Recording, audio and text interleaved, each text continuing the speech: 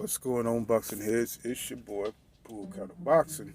Coming back at you with another boxing video for the boxing heads and the boxing minds.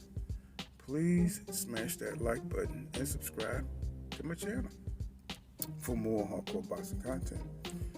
And hit that super thanks for your boy on my shorts and on my videos. Hit that super thanks, you know what I'm saying? Support your favorite channel. So Eric Lubin, he did a interview with Fight Hype, and he said he's back, and he said that he was asked about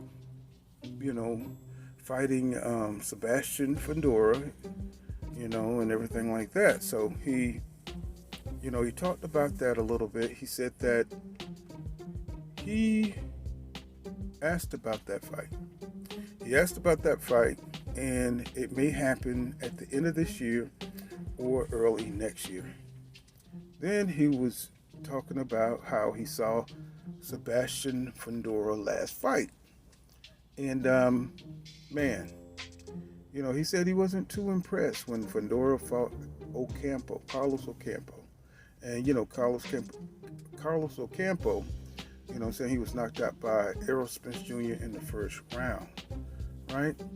But since that time, Carlos Ocampo has been on a 10-fight winning streak, something like that. Even though he's not fighting the top of the division, it shows that Carlos Ocampo, said he got a little fight game to him. You know what I mean? But anyway, he wasn't, Lubin, he wasn't too impressed, right? So, the interviewer asked him, he said, do you want to run it back? And he says, you tell me, because basically he put it in the category of fight of the year, which it was exciting, because, they were slugging it out, Lubin was doing his thing, boxing, the double jab, measuring them out, measuring up Senastian Fundora, closing him in with the left, because Lubin is a southpaw. He's like 5'9.5". He's got like a 74.5-inch reach, and he was beating the 6'6" foot, Senastian Fundora to the punch. He was boxing well and everything, and then he got dropped in the second round, and he got up and he went back, and he kept boxing. He was boxing good, but then Fundora, man, he picked up the pace on him, and but even with that, Lubin was able to drop him in the seventh round, right? But then something happened, Fundora, he found some kind of confidence, man, after he got dropped, because he stayed down on one knee, and he collected himself instead of getting up and getting knocked down again. Even Fundora said that if he would have just got up, he said, that wouldn't have been smart, because he don't think he could have, gathered himself, to keep getting hit the way Lubin, the hammer, they do call the nigga the hammer. So, he said he couldn't probably, sustain that kind of attack. So he stayed down on one knee and looked like he turned Super Saiyan. Because he went out there and with a burst of energy, he was just, hitting Lubin with flush shots, and Lubin, I guess because of the knockdown, I'm thinking, he had confidence he could fight or get Fundora out of there. Boy, was he wrong, right?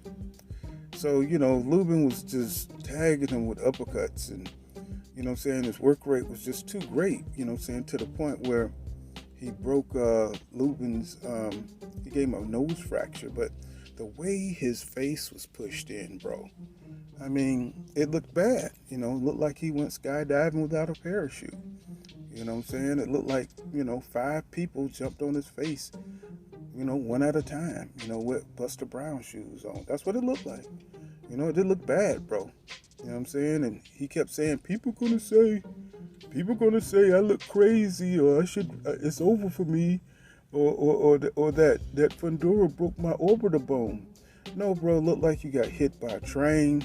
That's, because your face looked just, like a vampire transitioning, you know what I'm saying, back and forth.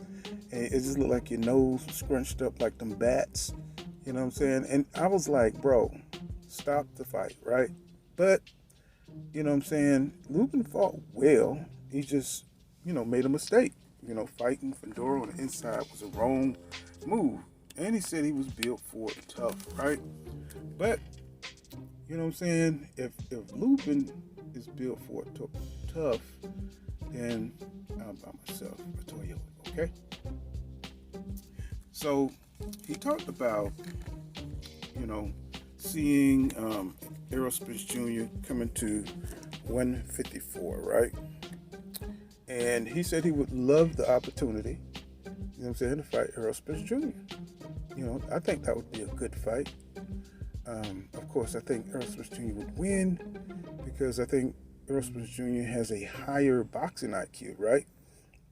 I think Errol Spence Jr. can do the pressure that he applies is somewhat like Fundora, He fights a lot like Fundora, with the pressure, constant pressure, turning up on you in the late rounds. And, Fundora threw 706 to Lubin's 363. So imagine what Errol Spence Jr. would do to him, right?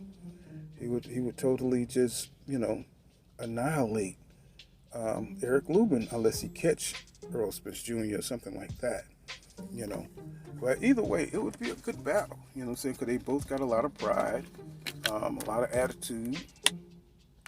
But I just can imagine the trash Lubin would be talking to Errol Spence Jr. Or it might go the totally opposite way where he just give him total respect.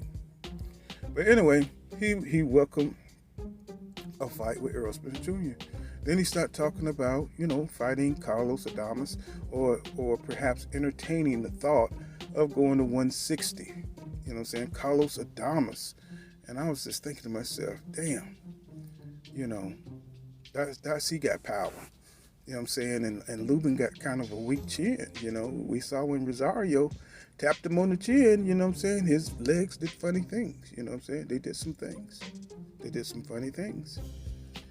So if Carlos Adame was to hit him, it could be lights out.